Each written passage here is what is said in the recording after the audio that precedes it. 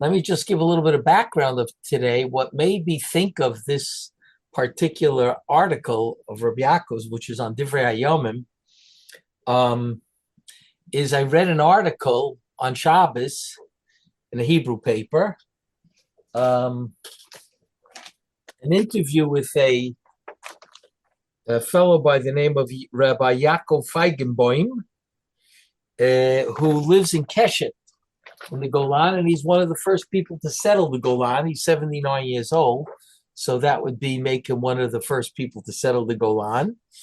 He was a mechanech his whole life. He's a real like chardalnik, I mean, big time. Let me just see if I can get you a really good picture of the guy. Yeah.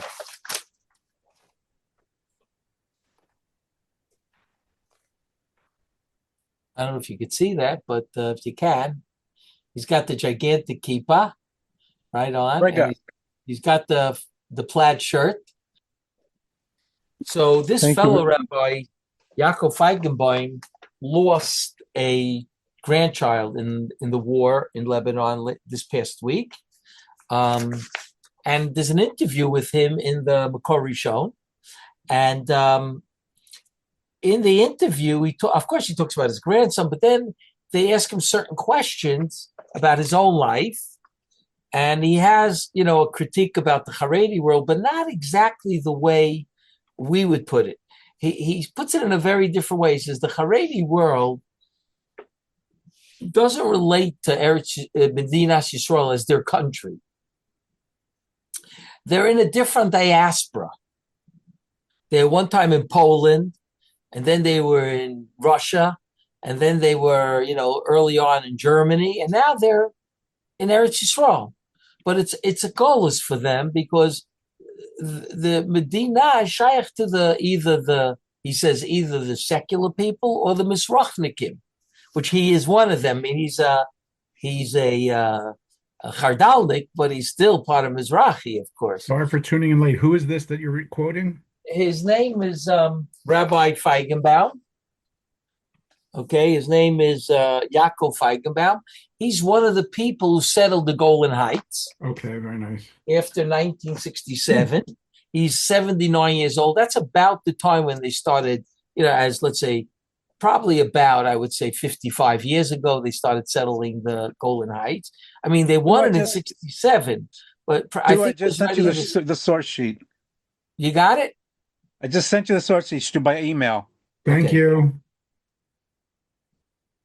Anyway, so he says that that's reason why that the Haredi world doesn't want to serve in the army because they didn't want to serve in the army in Poland either. And they didn't want to serve in the army in Russia either, right? Because they didn't feel you represent me. So therefore, they don't want to do that.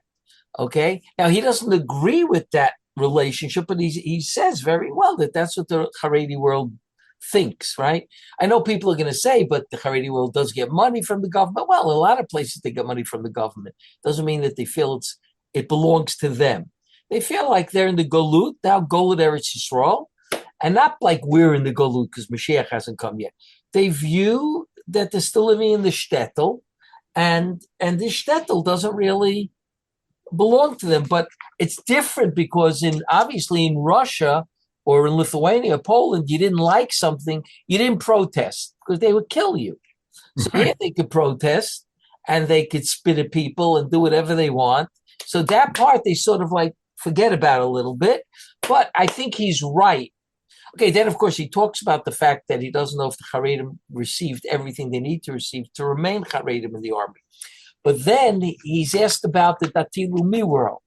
And he says they have a major problem is they want to speed up the Geula. That's what he says. Therefore, they build pieces of the base of Migdash and they do all these things to really very much, speed up the Geula. They got the Tchelas and they're the big people. I mean, there are Haredim that have Tchelas, but the Dati Lumi world, I see people who walking around with Kamat no Kippah, but they have Tchelas, you know? So he says those are all progressive things, right? That they're into, and they want to bring the Geula very quickly. and they feel like settling the land and kicking out the Arabs. It'll all bring the Gula. He says they need to have more patience. So when I was reading this, I was thinking about what I would teach you this week. Reb Yaakov has a piece that he has two approaches to a very famous sort of misunderstood or not misunderstood, but not so understood Chazal that says that the part of the Shevet of Ephraim left Egypt early. Okay, now many of you may have heard of this. It appears in Sanhedrin, Masechta Sanhedrin. It appears in different contexts in Midrash Rabbah. It appears in a number of places that part of Shevet Ephraim left Mitzrayim early. The question is how early they left. We'll talk about that today. But Reb Yaakov has two approaches why Dafka Ephraim left early and not the other tribes. Got two approaches. One approach I heard from him, but the other approach I didn't. The first approach I didn't hear from him. Reb Yaakov Kamenetsky found it in a place. I think he found it maybe in the Ksav Yad, and he wrote it. There's a piece of it that I really don't understand, but it doesn't in some way undermine the piece. It's just a certain piece that just to me doesn't sort of fit in. Okay, but in any event, I want to start with where this whole idea of Ephraim comes from, right? That Ephraim left Egypt early. It says it nowhere in the text of the Torah, right? So actually, in our first source, in Divrei Hayomim is where it says it. Okay? It doesn't say it clearly, of course, right? But it says it. So it says like this in Divrei Hayomim Aleph Zayin, and I underlined the Bnei Ephraim, the children of Ephraim were who? Shasolach, Vered Beno, Vesachas Beno, Velado Beno, Vesachas Beno, Vezovid Beno, Veshuselach Beno, Ve'ezer, Ve'elad, and Ezer and Elad, Vaharagum, Anshe Gat, Hanoladim Ba'aretz, and the men of this town of Gat, which according to the Pashup Pshat is the town of Gat in southern Israel. Okay, it's on the coast. We're next to Ekron, Ashkelon, Aza, next to Ashdod. So it says the Anshe Gat killed them. It's not clear who it's going back on. Some people learn just the last two children, the Ezer ve'elad, because there it doesn't say the Ezer beno ve'elad beno Ezer ve'elad. That part of the family left Egypt early. Other people learn in different ways. Vaharagum Anshe Gat hanoladim va'aretz, and the Anshe Gat who were born in the land, okay, killed them, right? Ki yardu lakachet et miknehem, when they went down to take their flocks. Okay, this is very, very strange. Okay, Ephraim went to take their flocks. What's exactly going on over here, right? And they killed them, right? Because they knew the land very well. The Anshe Gad hanoladim ba'aretz, the ones that were, born in the land, so they felt like the land is theirs. So when Ephraim came, they killed Ephraim when they went down to get their flock. It's not clear if the Anshe Gad had taken their flock and they went down to get it back. It's not really clear in the text at all. Now, the Radak has a whole piece on here, okay? Different approaches to the pasuk. You can look at it if you want. The last approach, of course, is Chazal, okay? But before we go into Chazal, I want to show you something. I didn't have the original, but you guys may have it in your house. I don't know if you know the famous Rabbi Yehuda Chassid, right? Which wrote the famous Sefer Chasidim. That's what he's most famous for, and his Tzava'ah and his what do you call it? Last Will and Testament, right? That's what he's most famous. But he recently, in the last 30 years or maybe a little bit more, they found Ksav Yad of his on Chumash. Okay, and just like in the Sefer Hasidim, he says certain things that are really way out. In Chumash, sometimes he says certain things that are like way out and completely original. In this particular piece, he actually says something in the name of his father. His name was Rabbi Yehuda Reb Shmuel, and he was a German Baal Tosfos. I think he lived in 12th century, if I remember correctly. And he was a German Baal Tosfos. And he was part of that German group that became Hasidim, that were machmir in everything. Okay? There was a whole group of the Baal Tosfos that were machmir, mamish in everything. They didn't care if they disagreed with another opinion. They were machmir like that opinion too. And that you get people today, like the Brisker, you'll find that they're very machmir in all the different opinions, right? Whereas most poskim, decide what the halach is, and then they do what it says. So I gave you a piece from Divrei Hayomim Dat Mikra because I saw that the author of Dat Mikra, which was Yehuda Kiel, just so you know, Yehuda Kiel was one of the more frum ones who wrote in the Dat Mikra. They were all observant, but some of them were, a little lighter than others. But he was really a very serious Jew. He wrote, I think, Sefer Yoshua as well. And he wrote Divrei Hayomim.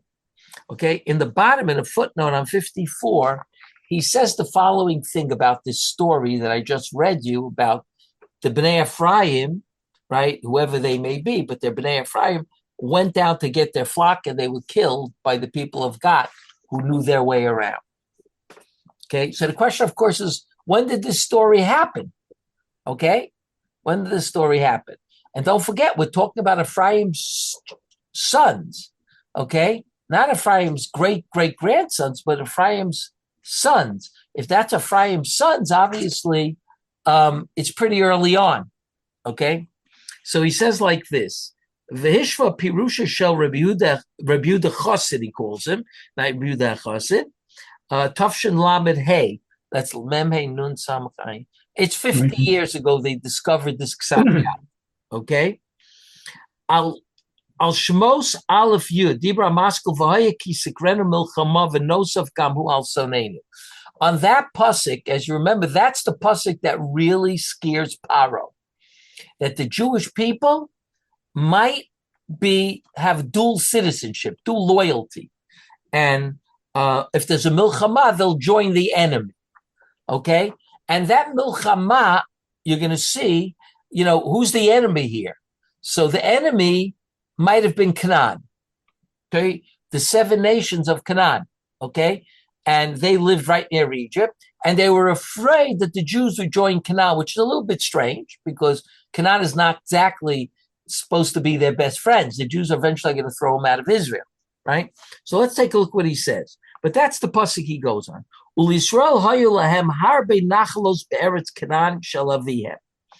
the Jewish people had many inheritance in the land of Canaan of their father Yaakov.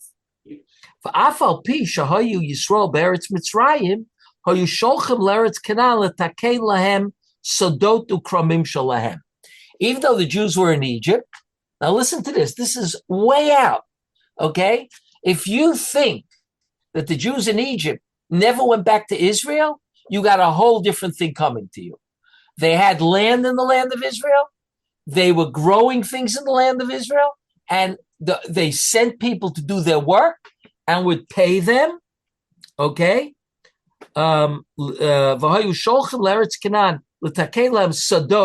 Kramim they had fields and vineyards. And people used to cut and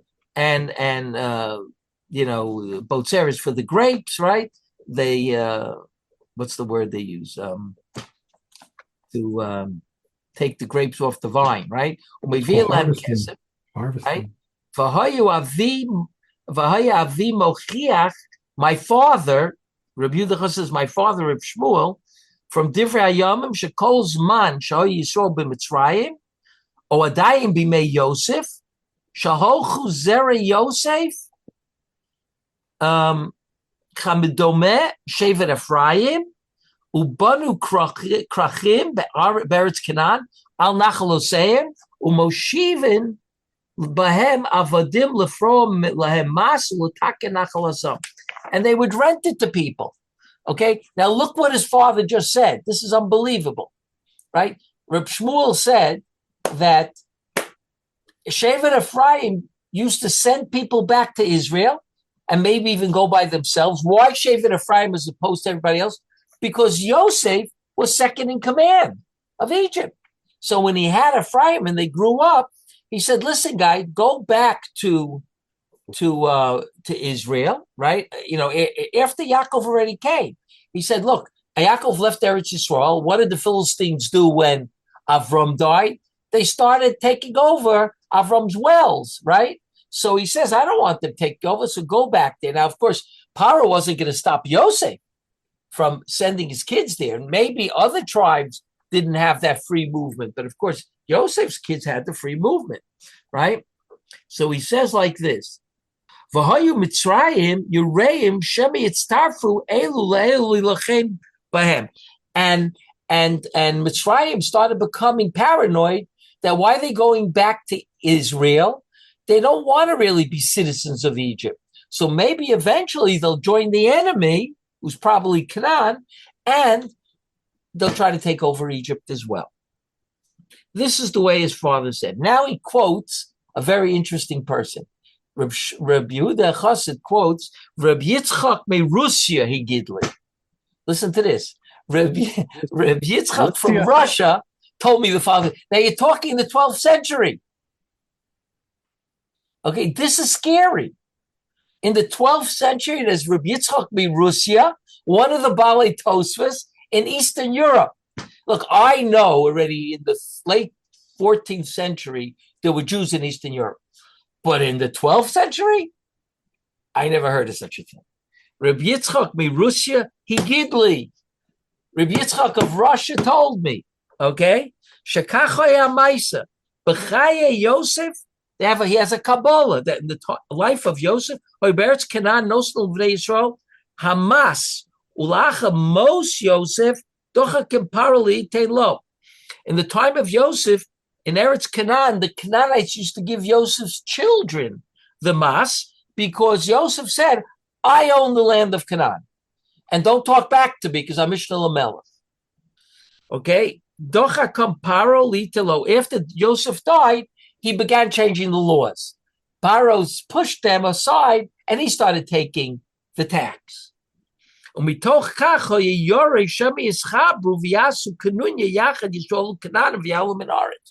that's why he thought, I'm now taking the tax. So now I'm the enemy, not only to Canaan, but I'm the enemy to Ephraim also. And therefore he was afraid that they would make a war and fight, right? So it wasn't exactly paranoia like you always thought.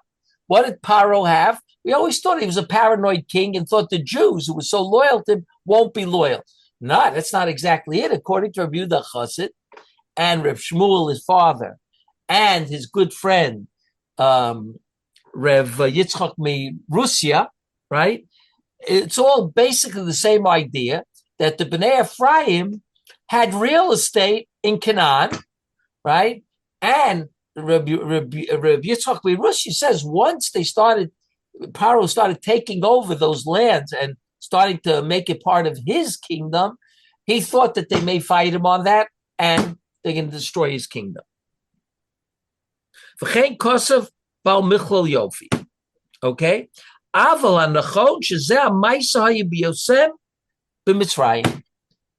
Rabbi Kiel says, or Rabbi Yehuda Kiel says, that one thing is sure, that what these guys are talking about is this story, okay, that Ephraim went up to herd its sheep, that happened when the Jews were still in Egypt. So how did it happen if the Jews were in Egypt? Okay, that's already the big question. So Chazal say it happened while the Jews were still in Egypt because they left early. And why did they leave early? Because they felt very comfortable in the land of Israel because they had been traveling back and forth. Ephraim was traveling back and forth much more than the rest of the Jewish people. Okay, it's an unbelievable pshat in the pasuk here, but it's even a more believable piece of history if it's true, it's an unbelievable piece of history that the land of Canaan was being already run by the Jewish people before they got there, right? Ephraim already didn't want to lose his turf or his footing in Eretz Yisrael, and therefore he started buying land, he started plowing land, he started reaping fruits, right, and so on and so forth. Okay. So I can understand how Bnei Ephraim in the generation of Yosef, and maybe let's say the next generation, one generation after that, they had like protectia, right? In other words, they could come and go as they pleased, but once Bnei Israel got enslaved, where did they get the capability to just get up and leave? I mean, excellent point. That's exactly what Reb Yaakov talks about. Two approaches that Reb Yaakov has to this question. Okay? So Reb Yaakov, of course, starts with the Chazal, okay, which I didn't give you yet, right? But you'll see that Reb Yaakov quotes the Chazal in Masechet Sanhedrin, Daf Tzadi Bet, right? And let's take a look at Reb Yaakov on page Tafshin Nun Dalet in the second left column. Ubnei Ephraim Shusalach Ubarad Beno V'Tzachas Beno, right? The whole thing. And then he talks for Aragum Anshe Gas Hanoladim Barit. Beradak Verazal. The Radak quotes the Chazal. He quotes a lot of other pshatim, by the way, besides Chazal. He has a number of approaches, but then he quotes the Chazal. In Sanhedrin Shmos Rabbah, Kizeh Yekodem Yitzias Mitzrayim, Shemonu Es HaKetz V'To'u. They counted the end of days. V'yatzu below itam v'kara lahem zeh. They went out without the right time, Chazal say in Sechet Sanhedrin, and the following thing happened to them. These guys who went out, about 30,000 of them, were killed. Okay? Now, in what context does the Gemara in Sanhedrin say this? You remember? It says in a completely different context. Okay, nothing to do with what Rabbi Yehuda Chassid said. It says it within the context of who were the dead people who Yecheskel resurrected. And there's like 5 opinions about it. Okay? One of the opinions is that it's Bnei Ephraim who left early. That's the Gemara in Sanhedrin. Okay? That's the context of the Gemara there. The Gemara wants to know who are the resurrection people, right? In Yosef Yecheskel, you remember we call it the dry bones, like the comic strip, right? The dry bones, right? And who are those people? According to one opinion, is Bnei Ephraim. Okay. Okay, that's what he says. I am b'shmos Rabbah hanal sheto'u lachshov cheshbon ki ge yezaracha 400 shana me'et brit ben aptarim. They made a mistake in thinking, okay, that the 400 years that the Jews are in Egypt starts from the Brit Ben Aptarim, because that's when it says that your kids will be in a foreign land for 400 years. Shloshim shana kodem leidas Yitzchak, 30 years before Yitzchak was born. And therefore, the Medrash says, Shmos Rabbah says, that's why they went out 30 years before, because really it's supposed to start with the birth of Yitzchak, okay? And this raya is from the text, a little bit like that, implicit in the text, but they ignored that and said, we're starting for when Bris Ben Apsara, okay? Now, what's the context of the Medrash? Just so you know.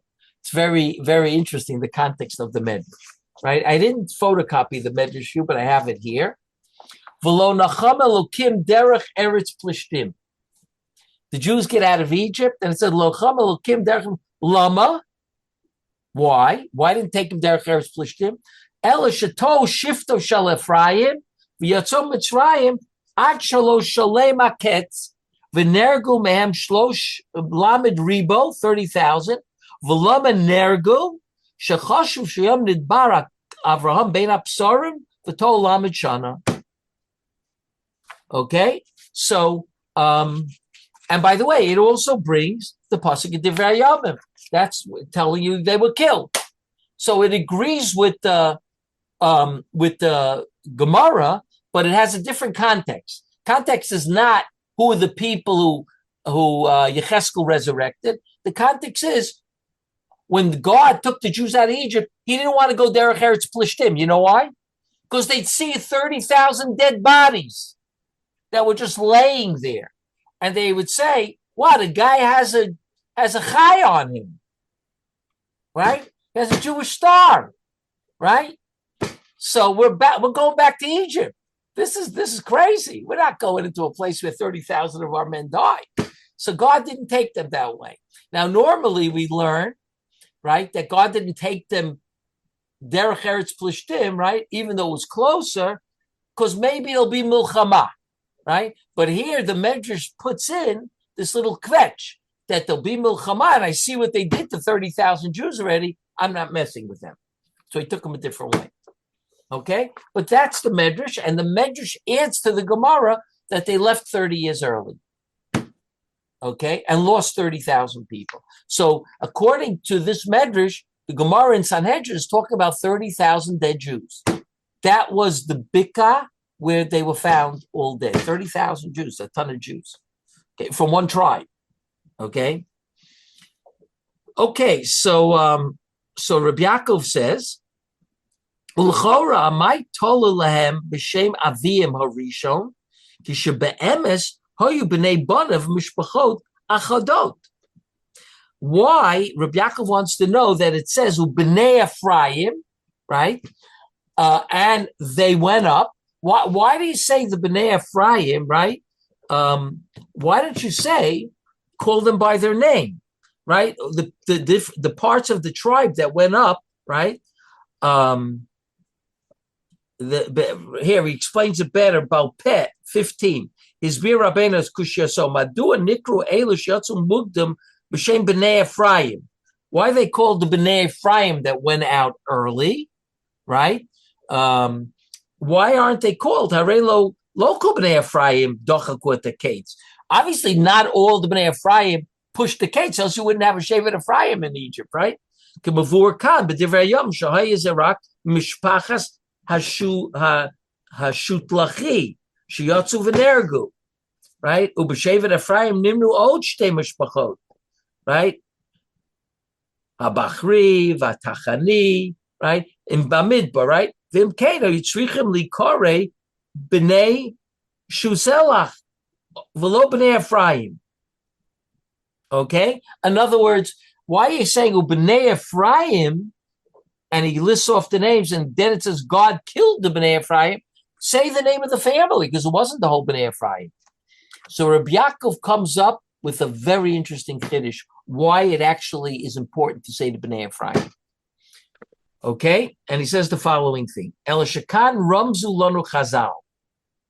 Chazal, when they told us Bnei Ephraim was killed, there was a remez here.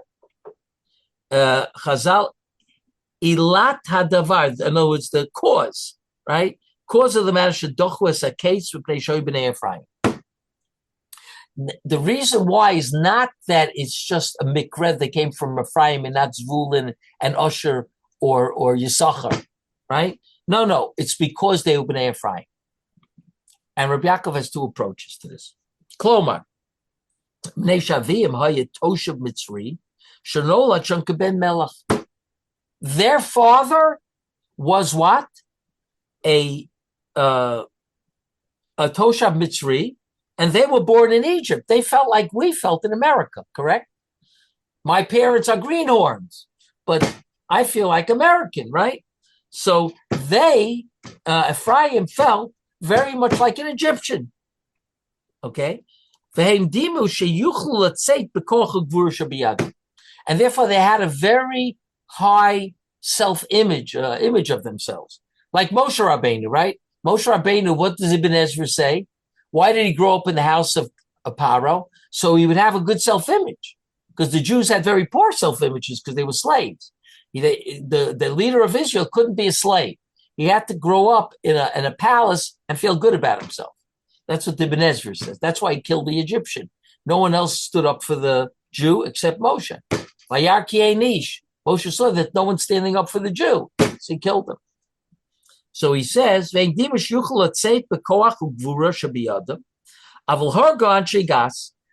thought they could leave because you don't tell, Paro, like Wayne's question, you don't tell us what to do. We're the B'nai Yosef, right? So you don't tell us what to do, so we're going to leave when we want. Next page. Until Yecheskel Hanavi came, and don't forget how many years that is. I mean, it's an unbelievable amount of time. They left 30 years before Yetzias Mitzrayim. Now we're talking Yetzias Mitzrayim, 40 years till they got to Israel. That's already 70 years. Then the whole first temple, 400 years, 800 more years. They're laying in that valley for close to 1,000 years. And that's God says, I want you to resurrect them. And Yecheskel looks at those bones and he says, man, this is going to be a tough one. 1,000-year-old bones? How can it be 1,000 years? What? How can it be 1,000 years? Think about Yecheskel. When did he live? Well, Yetzias Mitzrayim was like, let's say, 1200 BC. And Yecheskel, the end of the first, it's like 700 years. Well, before they built the Beis Hamikdash, it was 400 years. Yiftach says it last week's parsha. 400 years we're in Israel, and you Ammon didn't say a word, right? In last week's Haftorah. And then they built the Beis Hamikdash for 410 years. That's already 800 years, right? And between Yiftach and building a Beis Hamikdash, probably another 100 years. So it's at least 900 years. But let's say it's 700 years, Wayne. You don't got any more skin on your bones at that time. Right? I mean, it's a long time. Sure. Okay? But according to Chazal, those are the bones that he resurrected, right? You know the word of the Vilna Gaon on this? The Vilna Gaon says, Rabbi Yehuda ben Beseira in that Gemara says, I have the tefillin, my great-great-grandfather is one of the people they resurrected, and I have his tefillin. He told me he was one of the people resurrected, and he then bought a pair of tefillin. I use his tefillin. Okay? So the Vilna Gaon asks a question. Rabbi Yehuda ben Beseira lives in the diaspora, and he never goes up to the Sholosh Regalim. He never goes up, right? So Tosfos raises the question, getting up Psachim. How come Yehuda ben Beseira was living in diaspora? He didn't go up for the Sholosh Regalim in the second Beis Hamikdash. So Tosfos says he didn't have land in Eretz Yisrael. So he wasn't mechuyev to go on Aliyah L'Regel. So the Gra asks, what do you mean every Jew has land in Eretz Yisrael? Every Jew has Arba Amas in Eretz Yisrael. Okay? So how could it be they didn't have? He says, what Tosfos means is, because he was from the tribe of Ephraim that got killed, he never had the Yerusha. Right? That whole 30,000 people never had a Yerusha in the land of Israel. So he didn't have a land piece of the land of Israel. It's a Gromi Vilna says that on Tosfos, that's what Tosfos means. Anyway, the point is that Reb Yaakov here says that's why they left Egypt, right? Because they felt they could go out b'koach ugvur shebiyada. Okay. Now, why did they want to leave? Right? Why did they actually want to leave? Like, it could be like Wayne said, they were afraid they're going to get enslaved, or they were already enslaved, but they didn't lose their good self-image. Now, Reb Yaakov goes on to say the following: V'efsher lomar dahalolu be'emes rechokim hayu mitchila musagei klal Yisrael v'dimush al yedei chayil v'koach Yinatzku with the Oivim. These Bnei Ephraim were lacking, right? Were lacking or distant from having a good, solid Torah hashkafa. Okay, Yaakov, he doesn't mean Torah because format in Torah, right? But a good, solid Avram, Yitzchak, and Yaakov hashkafa. They felt we can leave whenever we want because we're prepared to fight. But in the Nefesh Yisrael, with regard to the Geula, it's not true. Ella shehishpi aleim svivat Mitzrayim. They were enculturated more than their cousins in the surroundings of Egypt. Why? Because they grew up in Egypt, right? So they were very much felt part, like very much citizens of the land. V'tikva ha'geula sha'isa chazaka kol kach b'bnei Yisrael, and this tikva, hoping of the geula that was so strong, b'bnei Yisrael Saba, in the old Yisrael Saba, you know, it means like the old times of Yisrael. Shenitchanchu beveso, that people got from Yaakov Avinu, they educated in his house. They didn't grow up with Yaakov, right? Yaakov came to Egypt when they were old, so they were missing this hashkafa being very strongly ingrained in them. The Eretz Tumeya Umanigea, right? And they were part of the land of the defiled land and its leaders.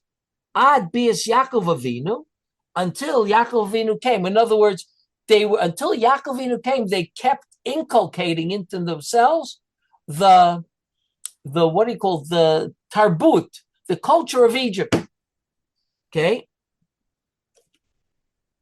Ad bias Yaakov Avinu im yeshivaso, until Yaakov came with his yeshiva, right? Meaning, Rashi says, Ves Yudah shalach lefanav.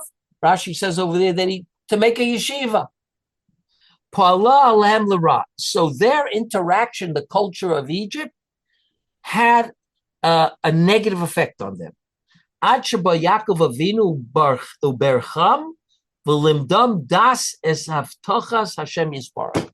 Until Yaakov came and he got very involved, as we could see from the text in the Torah, with Ephraim and Menashe. Why? Right? Why them as opposed to the other grandchildren? Because he felt that they needed it more because they grew up in Egypt. The other ones grew up with him in Israel.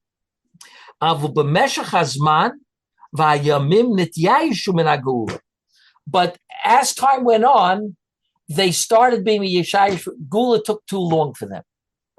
Took too long.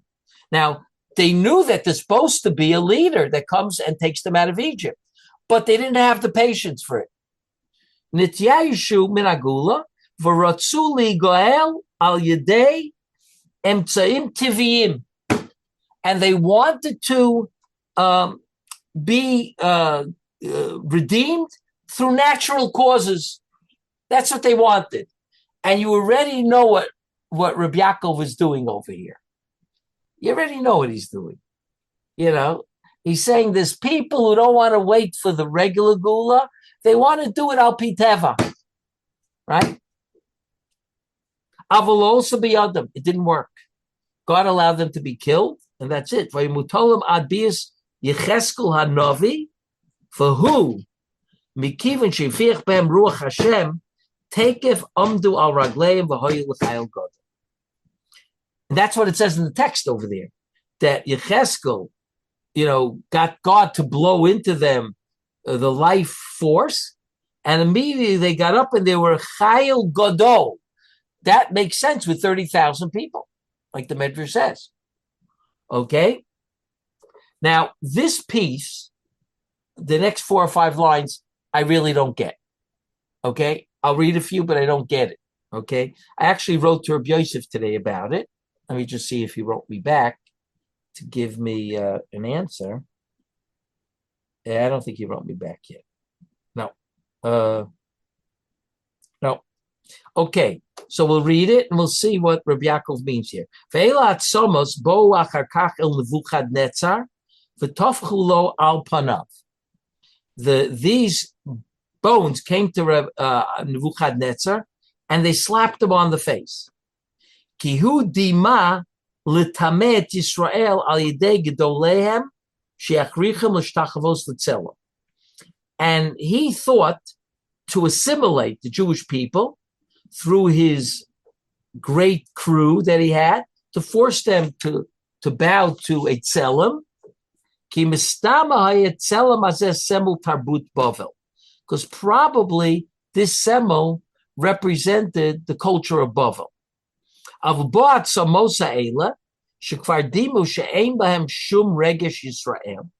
These bones that one felt they don't even have a feeling of being Jewish anymore. Okay. Achem batzmam amru avadnu nigzarnu. In Sefer Yecheskel it says avadnu tikva. That's why Dry Bones named his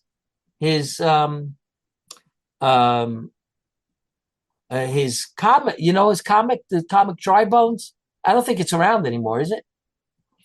But it used to be every couple of days in the Jerusalem Post, like a little. He's a classic Kirshen.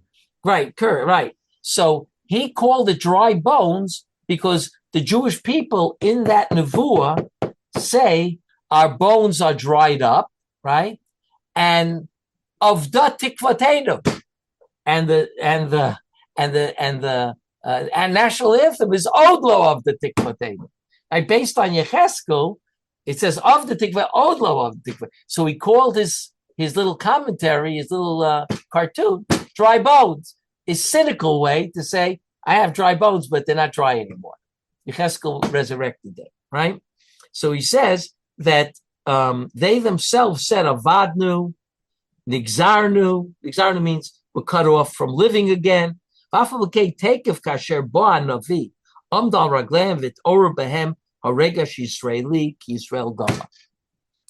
so the problem with this piece of Rabbi Yaakov, right, this end piece, is these Ephraim could not have gone to Bavel.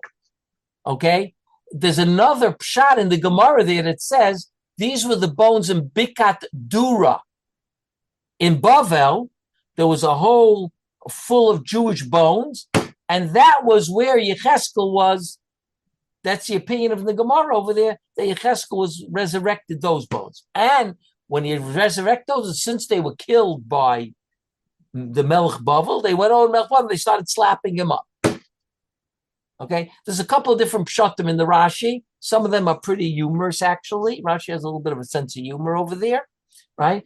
But I'm not going to go into it. But it doesn't matter, even if they didn't slap, the Ephraim people didn't slap on the front, because they died in the land of Israel, according to what we understand. They died in the near Gat, in the land of Israel. So they wouldn't have had anything to do with Nebuchadnezzar.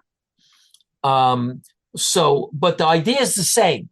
These people, when they died, they were missing a certain Hashkafas Yisrael. That's what Reb Yaakov says.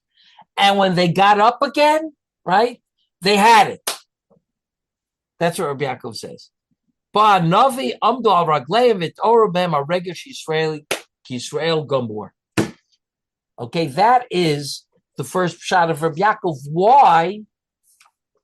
Wayne asked the question, why did they, how would they get out?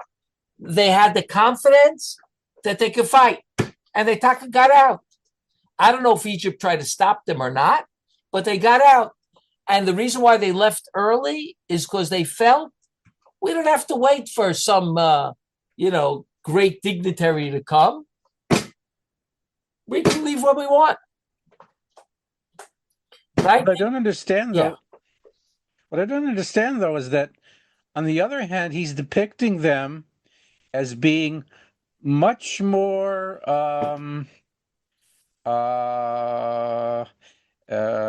what's the word? Secular? No, much more what's the word? integrated into they're much more right, assimilated enculturated, into integrated. Egyptian. So how can on the one hand that they're more assimilated into Egyptian society than everybody else, yet they're holding land in Eretz Yisrael? Yeah. Why? Because Reb Yaakov, if you remember, held that the Jews of Egypt were becoming Egyptianized, but they were nationalists.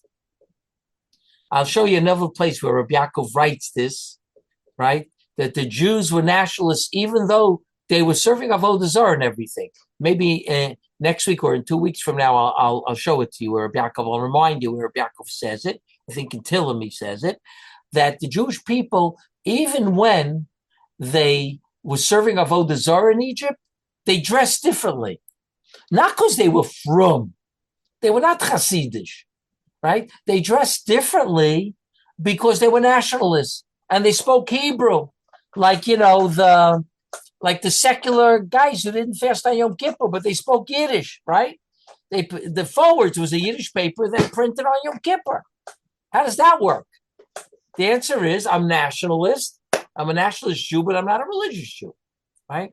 So Ephraim was more enculturated, but they were nationalists, right? And it could be Yosef already. Don't forget, Yosef was certainly a Zionist. Why? He says, "Al tipareni b'Mitzrayim," right? Don't bury me in Egypt, right? Not don't bury. That's Yaakov. Yosef says, "Take my bones along," right? He wants to go back to Eretz Yisrael. His bones to go back to Eretz Yisrael, right? So these pet fellows have this ideology that Israel is our homeland, right? Just like you can get an Israeli today, right, that feels Eretz Yisrael is my home and you're not going to kick me out.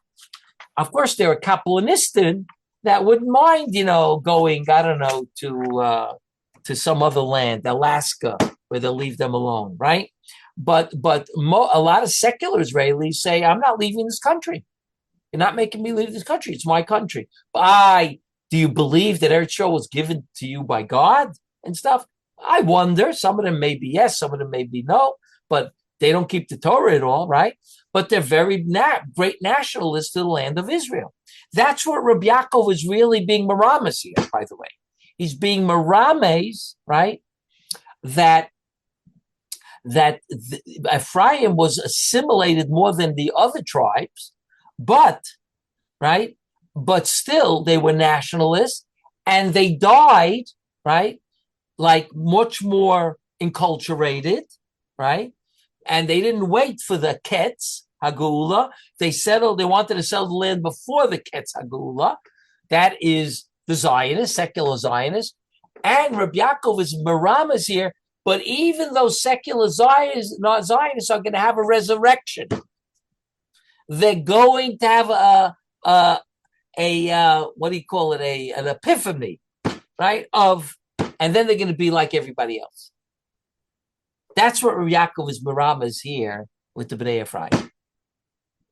I'm positive that's what he meant here. Okay? In other words, the Zionists of today feel we have the Geula already. They don't believe in Mashiach.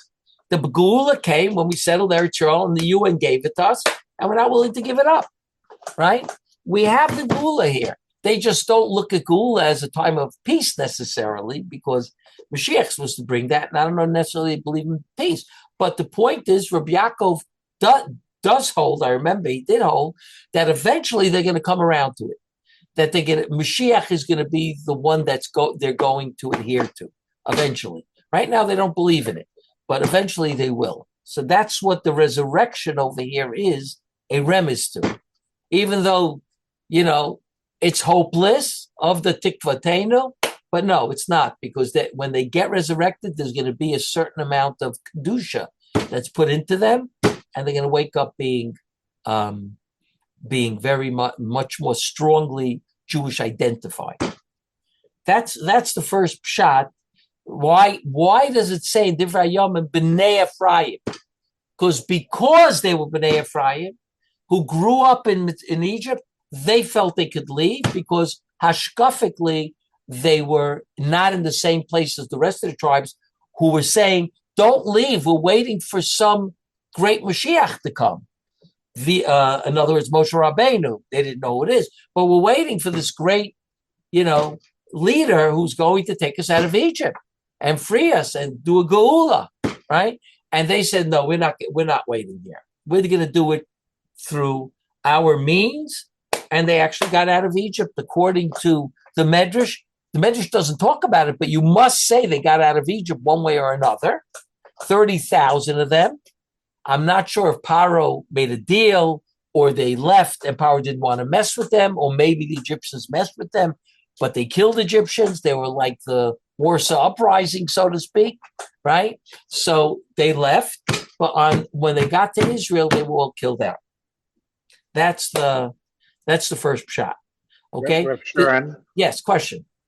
Just this took place 30 years before Bnei Israel left, according to the Midrash. Yes, 30 years before. So we're talking about hundreds of years that they were in Mitzrayim, enslaved. Then, according to this, and they still were able to keep, according to Reb Yaakov here, that nida, that trait of being able to, they were slaved like multiple generations. Right. That's pretty unbelievable to think that they would have, we see that generally within a generation or two, it's gone. Whatever. I mean, that's why they lost everything by the time they left Mitzrayim, and they only had the three things. But here, he's saying that they mamish kept those midot of their avosechem. And now it could be, Reb Yaakov doesn't discuss it, but it could be that when Paro enslaved the Jewish people, he didn't right away slave Menashe and Ephraim's kids. Like he didn't do to the Levium, right? Right? He didn't do the Levium. It could be that Paro right away didn't want to start up with them because of what Yosef had done for Egypt. So maybe it started a bit later. We don't know. Right? We mamish don't know. So Reb Yaakov might say that. I'm just putting it in his mouth. That he might say that that's the way they started later, and they refused to work, and they said, we're leaving now. In other words, they found a idea that maybe the Geula has already come, and we have to just go out on our own, right? In other words, they came up with the 400 years, enough that they were missing 30 years from, they started it from Bris Ben Absarim, not from Yitzchak, right? And one of the reasons they probably started it over there is because they were looking for reasons to leave. Is that we had enough, and we have even a proof. Let's remind ourselves, Bris Ben Absarim, that's when it started. It's already 400 years. Arba Me'od Shana, it'll be, right? So that's the way I would say it, is that they probably started later, okay? By the way, there were certain Jews in Germany, very great exceptions. Most of the Jews in Germany were mistreated as soon as Hitler went in, or within the next couple of years. But there were certain exceptions to the rule, okay? Also with Hitler. But eventually, they were also killed. It just took longer, right? But I know for a fact that they were Jewish Germans that were, secular Jewish Germans that Hitler waited to kill them. He didn't kill them right away. There were Jews in Berlin until 41. Till 1941. They were usually intermarried with Goyim. Right. So much so, there was a protest outside the Gestapo offices, non-Jewish spouses protesting the arrest of Jews. Right.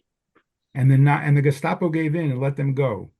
And people used that as proof that if Germans had risen up against the Nazis, maybe they could have gotten somewhere. But anyway. Right. I hear. But no, I do remember hearing this and reading about this, that what you're saying, that certain Jews were, I know for doctors, so at the beginning they allowed doctors to see German patients, and then they stopped allowing them to see German patients, but they didn't put them in camps right away. So Hitler had his cheshbonot, and it could be in Egypt also. I don't know if the Jews were right away made enslaved. It took time for a little bit. Now you're working for the state, you're giving back to the state. This is your tax. It could be that little by little they got them enslaved. That took a number of generations, but But Ephraim Menashe stayed clean. Could very well be. By the way, Reb Yaakov is going to differentiate between Menashe and Ephraim itself. That Ephraim, being younger, was more enculturated than Menashe. Okay, we'll take now. Next week I have a wedding, so we'll take up the second approach in 2 weeks from now. Okay. Thank you, Yasher Koyach. Okay, take care.